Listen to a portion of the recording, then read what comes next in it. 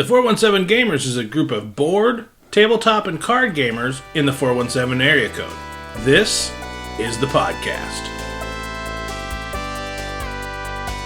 Welcome to the 417 Gamer Podcast, episode 62, the one with Flatiron.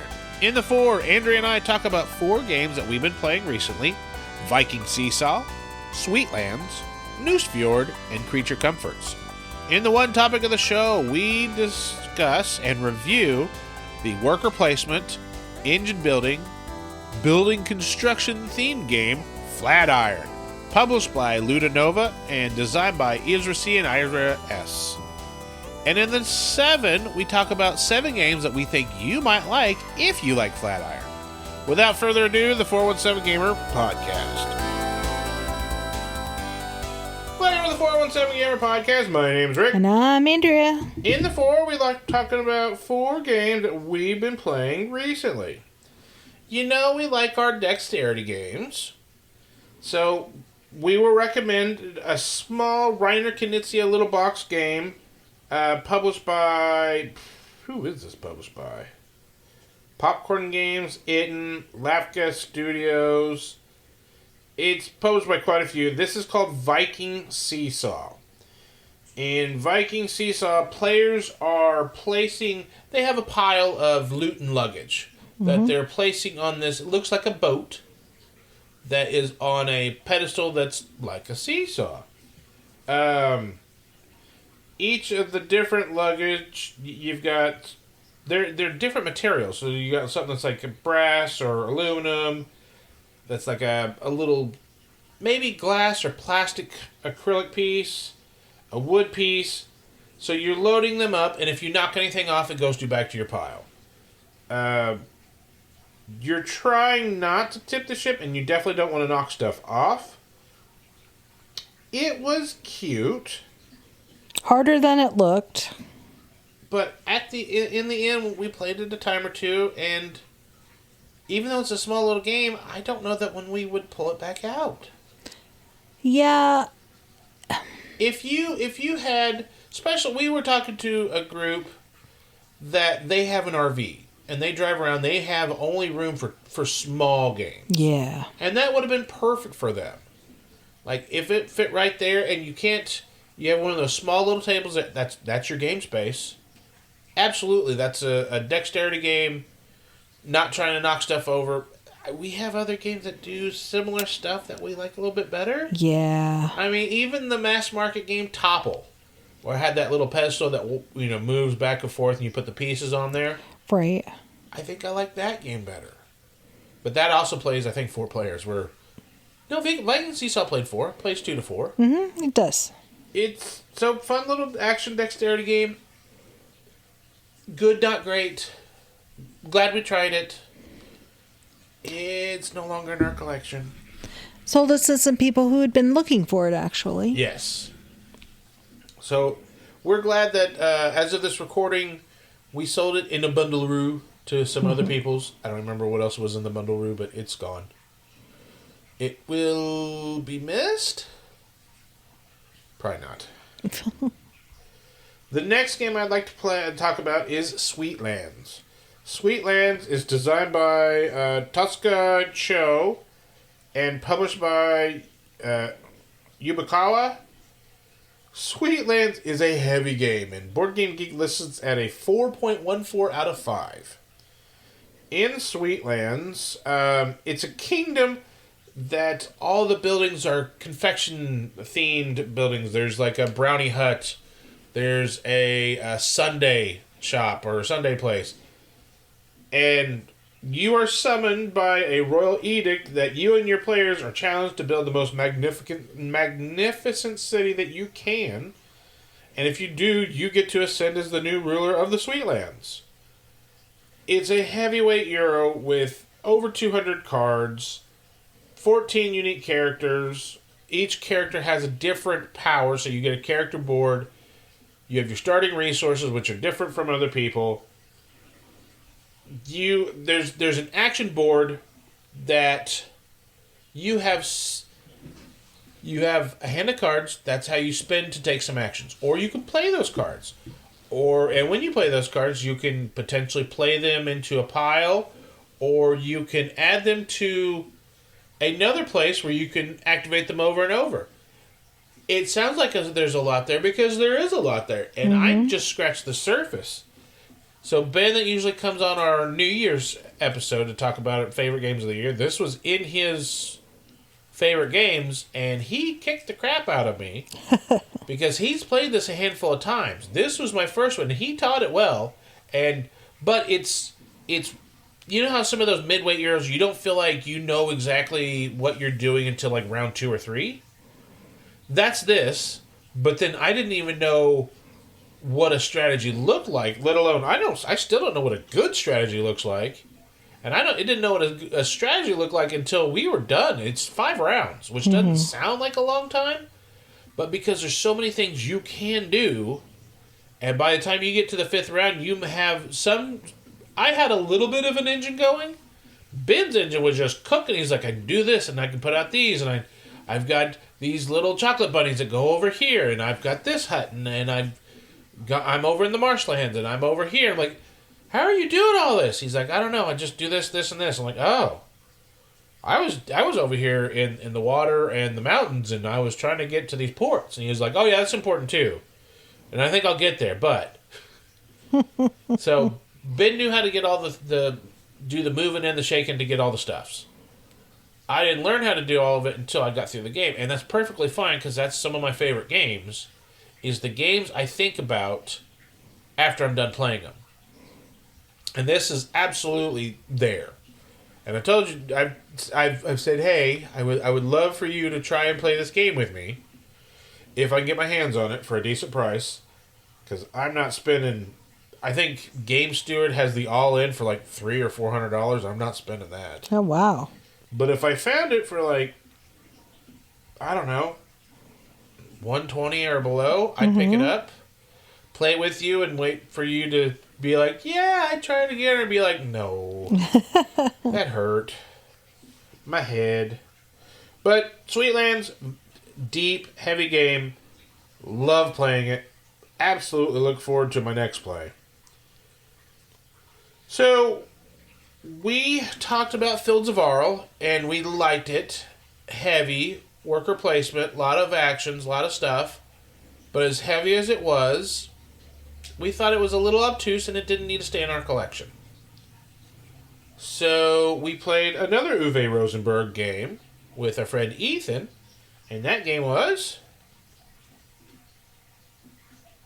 Nusfjord. Nusfjord is published by Lookout Games, and the artist is Patrick Soder. In Nusfjord, we're in a tranquil fishing village, and I guess business was booming 50 years ago, but today it's more of a museum than a village, and there's less than 100 people living there. Cruise ships used to pass by, and now mostly it's an abandoned island world. But in this game, you are going to recruit people to your area of the village, and you're going to go fishing, and you're going to build boats. You're going to build little buildings on your plot of land. Mm-hmm. You're going to chop down some forests to get some resources, or reforest.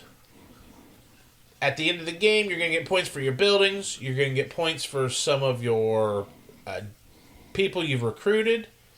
But you're going to lose points for open spots on your board. So sometimes reforesting is a strategy so you don't lose the points. Yes. And also, you have, off the side of your board, you have shares. You have 2 shares that are active and they are yours. And you don't have to worry about them. Then you have 3 unissued shares that you have to send out to the board.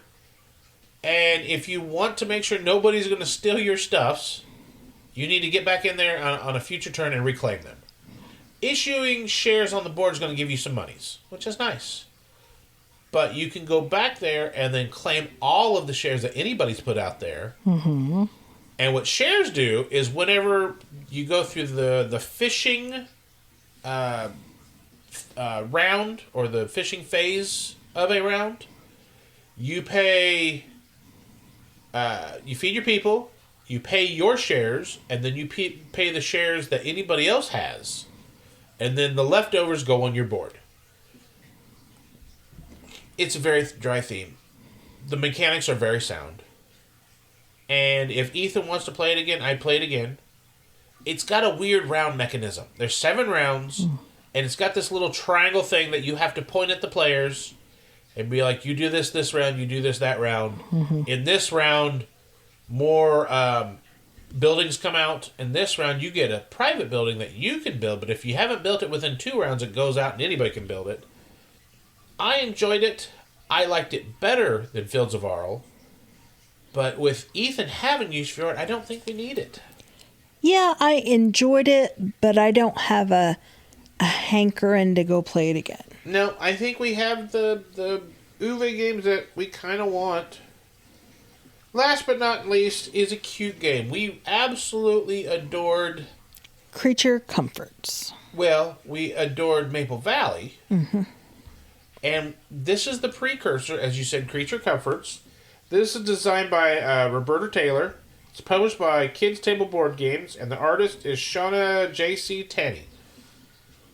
We liked Maple Valley, which is a pick up and deliver game. This is a worker placement game. And it was fine. It was cute. It had the anthropomorphic animals. Yeah, I really like the art on this one. It has worker placement. It has... I don't know. Maybe it was too nice. It didn't have that bite of a worker placement. Whenever somebody takes a spot and you're like, ooh. Yeah. You know, somebody took a spot and you're like, oh, good for you. And that's not what I want about worker placement. I want a little bit of tension, and I felt none. It's definitely more a family-oriented game than what we normally play. But I also like some of that opportunity cost, where I see multiple areas, and I'm like, ooh, if I don't do this in time, then I'm not going to get this done. But I never felt any of that tension that I had to go get something done. You know what I mean? I do. And then when we were done, I told you flat out, I said, if you want to play this game, I'll absolutely play it with you. It's got the mechanics, and I do enjoy the mechanics itself, but the game does not have the tension I like. Yeah. And even you were like, I'd rather just play Maple Valley. It's same cute game, same great components. Yeah. But and we have their next game in the series. I think it's River Markets. Mm-hmm. So I'm kind of interested to see how it is. Because we like Creature Comforts. We love Maple Valley. So I'm kind of curious how River Markets comes out. That was the 4 and the 417Gamer podcast. Why don't we go into the one topic of the show? I'm ready. MoonCityCon badges are on sale right now. MoonCityCon 2026 takes place at the Hilton Garden Inn August 14th through the 16th. Badges are the same price they were last year. We know prices are going up for everybody. That sucks. So, we are keeping the $60 price point that we had last year. And because the Hilton Garden Inn are such great hosts, they're keeping our discounted room rate the same from last year. So if you're going to stay on site, go head over there, click the tab on our MoonCityCon.com page. Go over there and get your room sooner than later. And I think the room rates are good until July, so get your room soon. This year, we're going to be partnering with the Boys and Girls Club. Fantastic charity. We can't wait to see what our partnership is going to lead to. While you're getting your badge, we have a scholarship badge. Every dollar you donate, we match dollar for dollar to give a badge to some of the kids at the Boys and Girls Club. Have them come out, play some games, teach them up, have a great time. MoonCityCon, all of the things you can expect. Tournaments, prizes, play-to-wins, great vendors, great people. Come on out, MoonCityCon.com to get your badges. We'll see you at the Hilton Garden Inn August 14th through the 16th. MoonCityCon, a meeple among us. The one topic of the show is our review, and we are reviewing the worker placement, action building, card layering, building-themed game, Flatiron. This is designed by Irza C. and Shay S., published by Ludinova. The artist credited is Weberson Santiago. In Flatiron, 2 players will go head-to-head as 2 architects building the iconic Flatiron building in New York City. They'll be placing their workers in a different location than where they started, and a different location than where their opponent is to take an action. There are the 4 iconic streets in New York that intersect at the Flatiron building. There's 22nd, 23rd Street, 5th Avenue, and Broadway. When a player places their worker, they take one of the streets, or they go to the government office building to take an action. On every one of the streets, they can do one of 3 things. They can either beg for monies, they can buy a card on that street to add to their action board to build it up, or they can run that street's worth of actions. If they decide to go down to the government office building, they can do one of 3 things. They could do the beg for monies. They can apply for end-of-game scoring bonus cards. You just buy it and slide it on one of your streets. You can only slide in 1 end-of-game scoring bonus card per street, and each street can only hold 3 cards, period. So you kind of have to weigh, do you want those points or do you need that extra action? And there's also a newspaper room down at the government building that has a special action that will stay there until somebody triggers an action to switch it out. The basic actions on your board is buying different colored pillars to build on the Flatiron building. Each player will have their pillars will cost different monies and offer different points. Other actions might be to put out the pillars, to sell the pillars, to put out the roofs, and things of that nature. You keep on playing this until the roof is put on the Flatiron building, and then you go to end-of-game scoring. I know I kind of dumbed down the gameplay a little bit, but it is actually, once you play the game, fairly easy to get into and play. I think that's one of the reasons I liked it, was because there wasn't a whole lot of rules, but there was a lot of options to take advantage of, a lot of good choices each turn. Sometimes when you play a board game, really you've only got 1 or 2 things to choose from. This game, you have a lot of options for each turn you take. Now, you do have to move your meeple each time. You can't stay at the same action space more than once, and you can't go where someone else is unless there's another card that allows you to do so in play. But the other places that you have to choose from, you've always got some place good to go to. I agree. And I like the thing where you can't go where another worker is, and you also can't stay on the same street. Although there's some bonus actions that might change that here and there. Also, at the end of the game, you're going to get bonus points on how favorable your street actions are.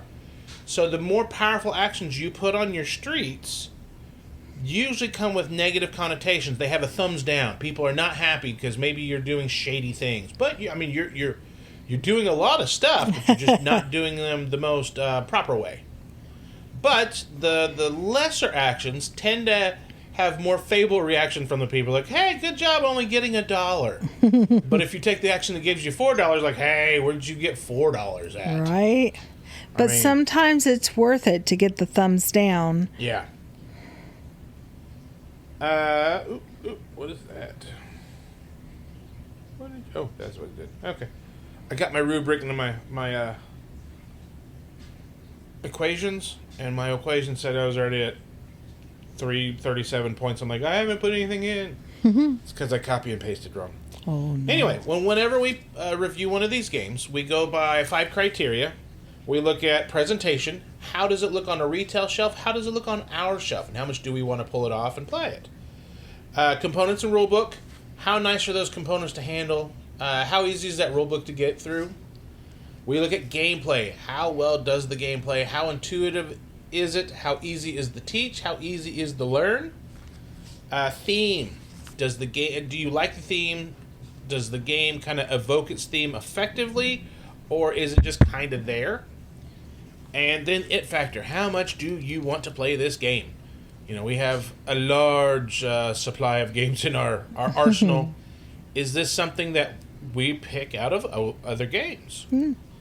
So looking at presentation, Andrea, what do you think on Flatiron's presentation? Very good.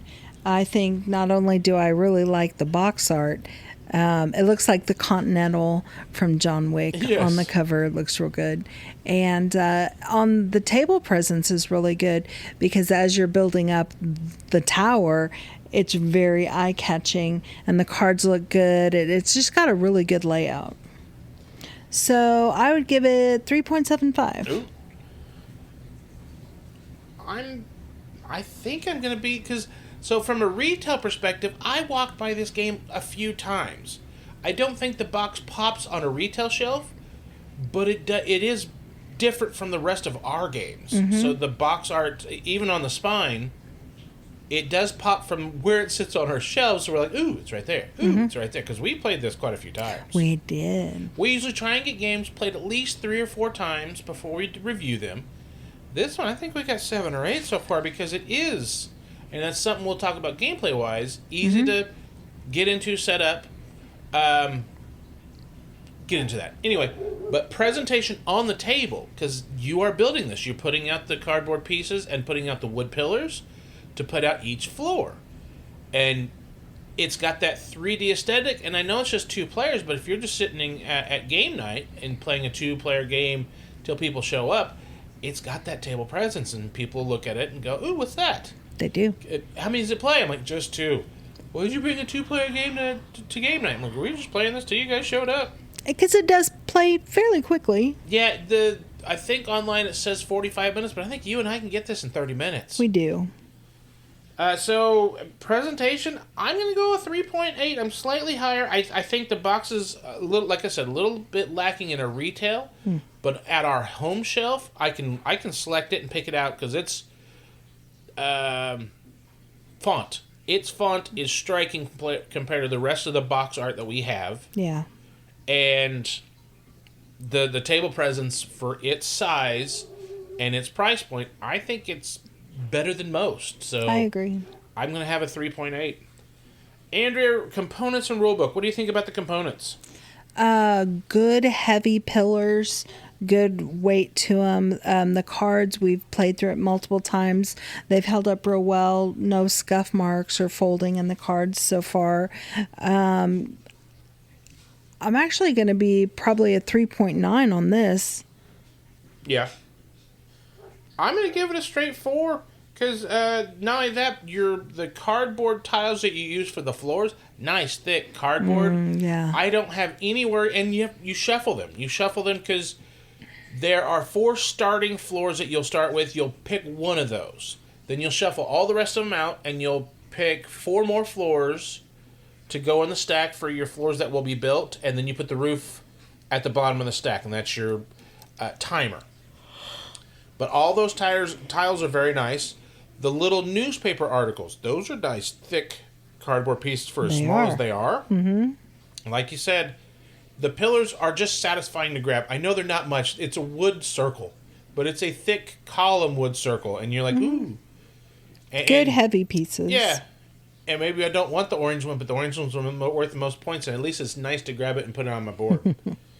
So, yeah, I'm at a 4 for that. I think the components are quite nice. Gameplay. And this is where this is going to shine for me. It's got worker placement. I love that. It's got engine building. I love that. It's got that... It's not take that, but it's get in each other's way just enough to be frustrating. Mm-hmm. But not enough to where you can shut somebody out. Right. The most you're going to be inconvenienced for is 1 turn. Yeah. Because you can't go where your opponent is usually, although some floors will come out and have a rule that'll kind of break the game or change the rules up. Mm-hmm. There's a floor that'll come out and say, hey, yes, you can both go to the same place. Sure. Which on the surface, you're like, oh, that's nice. But then it's also... If I want to block you to where you can't put the roof on so I can, yes, I can't block you now. Right. You're free to go do that. That sucks. So we got to build the next roof so that rule goes away. I I think the gameplay is fantastic. I thought the rulebook was fairly easy, because whenever we got this at MoonCityCon last year. We did. Because of the designers, and we love their games. There's one game I love, you like, and then there's another game that we both love. So I saw the designers, and I was like, ooh. And I think it was the Sunday, and they were marking stuff down, because on Sundays, at the end of a convention, you don't want to take stuff back to the store, the home, or whatever. So I'm like, all right, I want that. So I got that, and we got something else from them, which we got rid of already. Fields of Arle. We wanted to love Fields of Arle, and we liked it. We just have other games we like better. We do, but out of the two-player games we got, Fields of Arle, heavy, fun. But as long of a game as it is, there's other long games we want to play over it. This game is almost over before you want it to be over. Yeah, and that's one of those things I've talked about. I would rather a game be over and you want more than be over and you be glad it's finally done. Right. So, gameplay, I'm going to go 4.25. Nice. Where are you on gameplay? How hard was it for you to learn? We did play one rule wrong the first time, and we had to go clarify in the rule book. Yeah. So we had to turn around and play it back to back to correct that rule and see how it played the right way. Yeah, I don't remember what it was. I think it was the little newspaper boys. You have to move the newspaper boys when you reach a certain level. Anyway, but I didn't mind playing it back to back. I actually am like, yeah, let's go again. So for me, probably 4.25 is how I also feel. So I guess that might be my only little quibble, and it's not a big enough quibble for me to say boo. There's a lot of iconography. You need to get through all the icons, and the rulebook separates them that these are the icons for the floor powers and the floor bonuses. These are the icons for the cards. These are the icons for the bonus cards. And these are the icons for the newspaper abilities. And and they are specific to their stuffs sometimes. And it's just, you may have to reference the rulebook a few times and be like, okay, so what does this do? But after you play it 2 or 3 times, especially as quickly as we can get it to the table and get it done, we still have to refer to a couple of the icons, but it goes pretty quick. And there aren't a lot of games that when we're done with it, we're like, you want to go again? We don't have a lot of those, but this is one of them. That brings us to theme. How much do you like the theme, and how much does the game fit the theme? Oh, for me, this is really high up there, and you know how I'm on a theme game. I'm going to go 4.5. 4.5, wow. I think the theme fits the gameplay quite well. The theme itself, Building stuff in the early 1900s, it's not my most loved theme, but I understand how it fits all the actions. So I'm a flat 4. It's not because I think it's high because the game play evokes the theme. And because as you're building the tower, it builds up in front of you. It's got that table presence, and the theme comes across. But it's not I wouldn't pick that theme over everything. You know what I mean? Well, no, but I think for this game, they've done a great job integrating it. I agree. So you're at a 4.5. I'm at a 4, and that brings us to It Factor. How much do you want to play this game over all the other stuff? Not all, but kind of. If we're at home and we want to sit down and play a 2-player game, how much do you want to play this right now? I mean, yeah, I would go grab it. And we've played it, like I said, not a lot of games that we'd want to play back to back, but this is one of them. So I'd say 4.5 again. Ooh. I'm at a 4.25. I would absolutely play this. If this is what you want to play right now, there's a couple I would play ahead of it, but it's a short list. Yeah. So we take all of our scores, we add them up, and we divide by the possible 25 points because we grade things 0 to 5. And as you've heard, we'll put decimal points as we feel like they're needed. It's kind of that's a 0.9, that's a 0.5. But, Andrea, presentation, you were a 3.75, I was a 3.8. Components and rulebook, you're at a 3.9, I was at a 4. Gameplay, we're both 4 1/4. The theme, you're 4.5, I'm a 4 flat. It factor, you're 4.5, and I am a 4.25. Total scores divided by possible 25 to get the final score. Andrea, you are a 84 or 83.6, which rounds up to an 84, and I'm an 81.2, which rounds down to an 81. That's a nice score for a 2-player game, and something that, I don't want to say it's unassuming, but I think a lot of people are passing this by. And I understand if you can't get 2-player games to the table a lot, but I think it's easy enough for you to learn it and play it with the friend, significant other, or whatever. And I think it's deep enough decision-wise to where there's some stuff to scratch for a little bit. Yeah. But that is Flatiron by Isra C and Shay S. I think sometimes I flip those last initials up because we do like a few other games. Speaking of other games, why don't we go into the top 7? Yeah, that's a great idea. You're listening to the 417Gamer podcast. There are multiple ways to catch the show. We are hosted by Libsyn, so you can catch us at hobbygamingnetwork.libsyn.com. On Spotify, search for either Hobby Gaming Network or the 417Gamer podcast.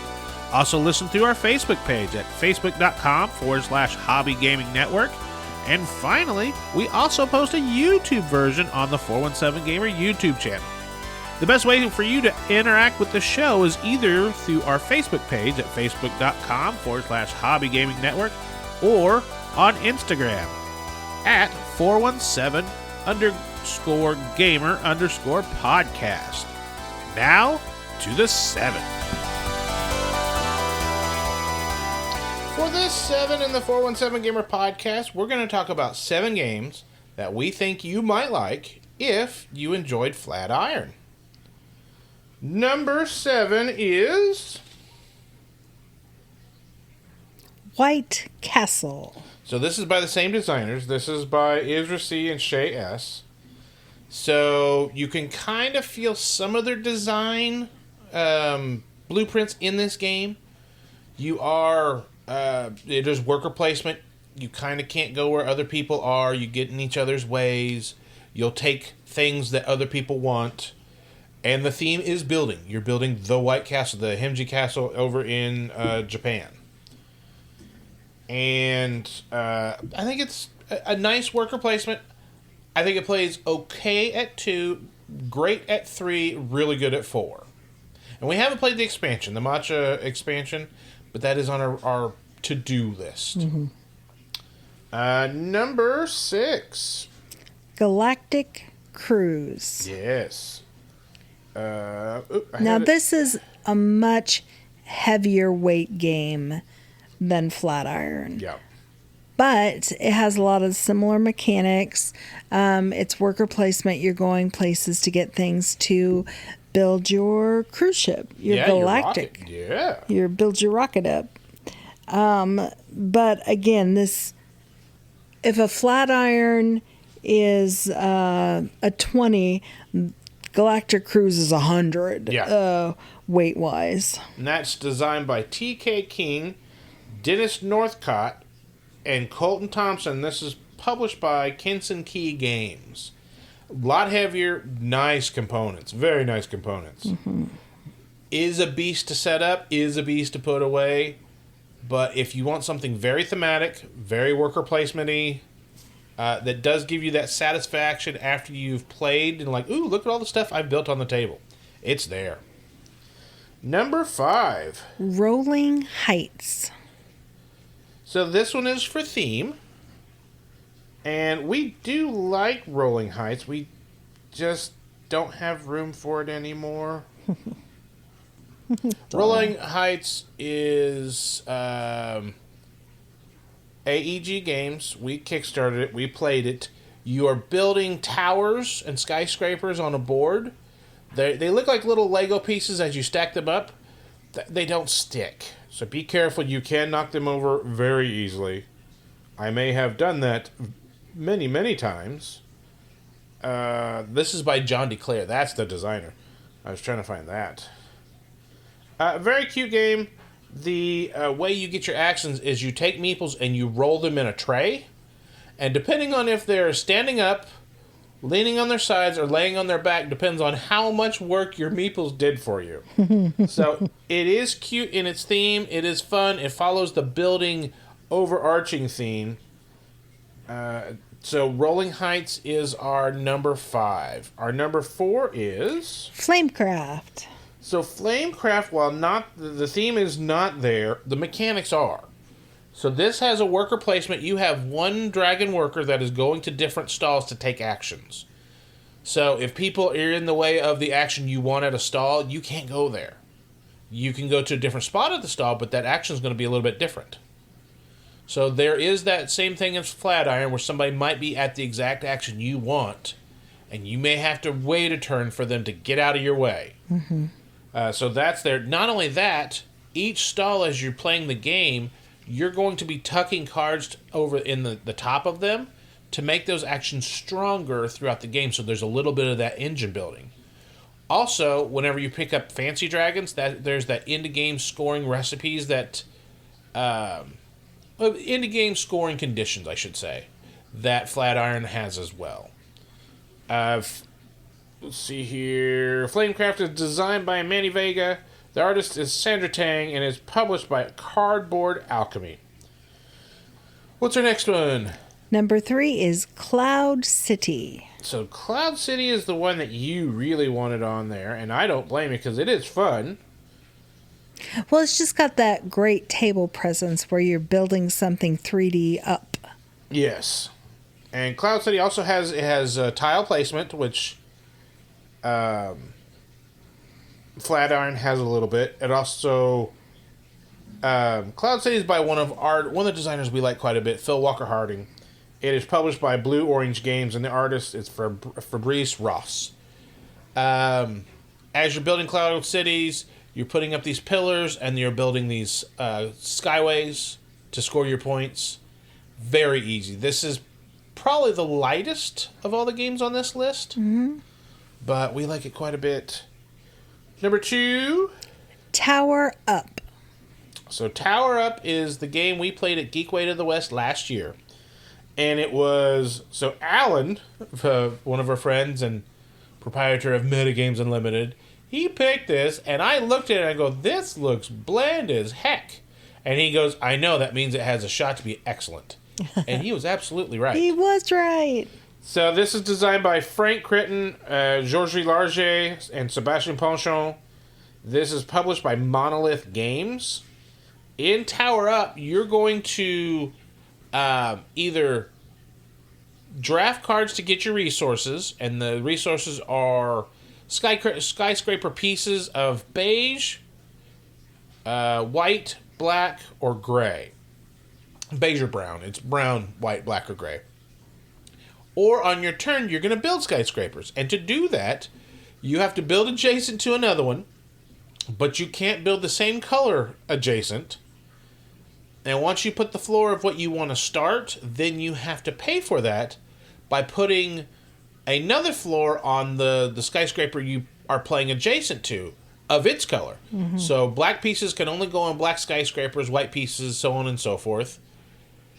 You have 10 roofs, and each time you put a new piece on, you decide which of those skyscrapers you built on, either the new one or the ones you added to put your little roof.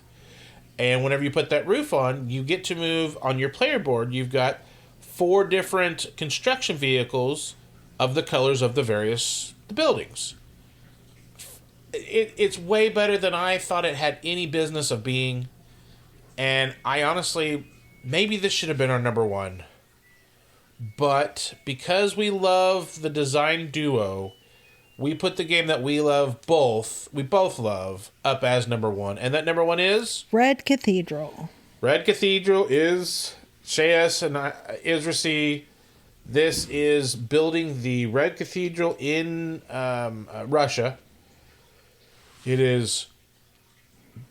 If you have the expansion, it's worker placement, but instead on this one, you're placing flags, you're claiming the spots of the Red Cathedral that you want to build. And then you need to go out on the board and you take an action die, move it around this, there's a word for it. Rondell? Yes, thank you. Me no word good today. You word bad. Yeah, me word bad. So you go around this rondelle-esque mechanic. You take your die, whatever, how many pips it is, that's how many spots you move on the rondelle, and you go and get that action. Those actions and resources are prayer points. There are ruby, they're emeralds, and what's the purple ones? Purples. Purples. You have 2 gems. You have purples and you have emeralds. Gold, wood, bricks, stone. And on each piece of the Red Cathedral, they'll have the recipes that they need to be made. And you also, on your player board, have adornments you can put at different levels. Like you'll have an ornate door you can put on a ground level. You'll have 2 ornate arches that you can put up the spires. Or you have like an ornate cross you could put at the very top of the minaret.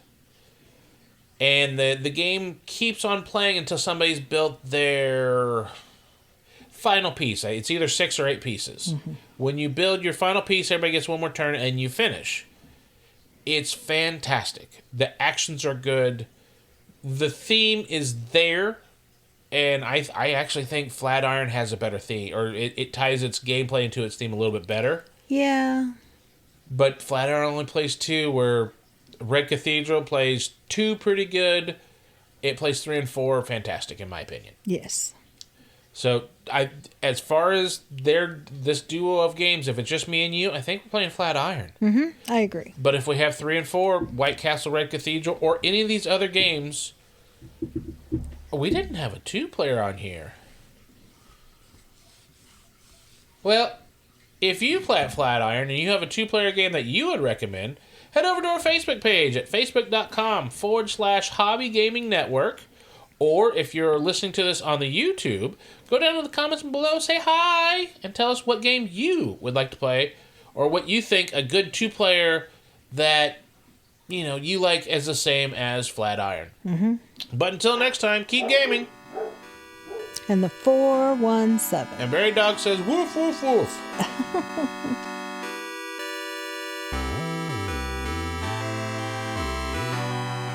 The 417Gamer podcast is recorded and produced by Andrea and Rick Bagwell.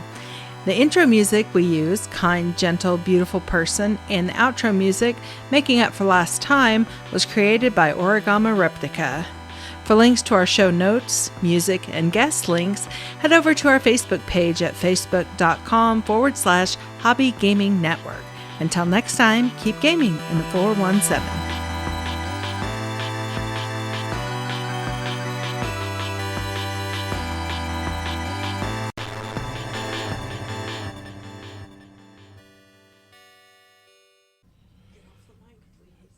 Welcome to the 417 Gamer Podcast, episode 62, the one with Flatiron.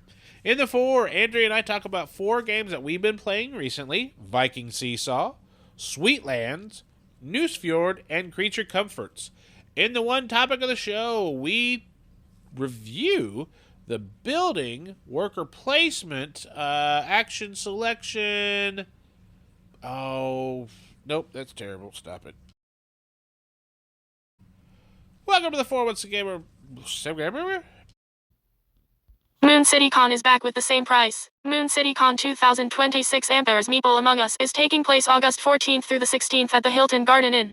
Since last year we have seen prices increase in many places, but this year we are able to keep the 2025 price of $60. That's right, we are working to keep our badge pricing at last year's levels for you. Attendees ages 14 plus are $60. Veterans and active duty members badges are $50. Children under 14 are welcome with an accompanying parent or guardian. When will these badges go on sale? Saturday, February 28th, badges for MoonCityCon will go on sale. Over the next few weeks, we will be unveiling the prizes, merch, and more details as we lead up to badge sales opening on February 28th. Head over to tabletop events or use our website link, MoonCityCon.com. We hope you enjoyed the Gamers Bingo from last year because we want to play another game with all of you. What does that mean? Stay tuned to find out. MoonCityCon 2026 Ampere's Meeple Among Us.